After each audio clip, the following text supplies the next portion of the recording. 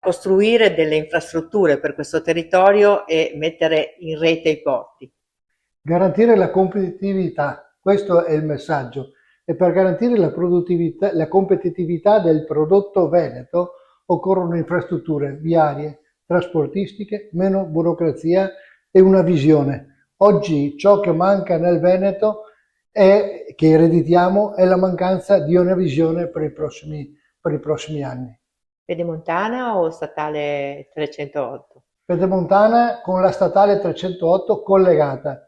Guardate che anche in previsione del nuovo ospedale, l'asse nord-sud che deve collegare Padova con l'Europa, deve collegare la zona industriale di Padova con l'Europa, deve collegare il mercato ortofrutticolo di Padova con i mercati europei, deve collegare l'interporto, uno dei primi interporti in Europa, con i mercati europei.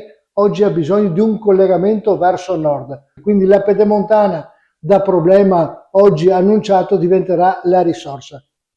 Ecco, Interporto sono state vendute delle quote di maggioranza ai privati e c'è anche la fiera che verrà venduta all'università.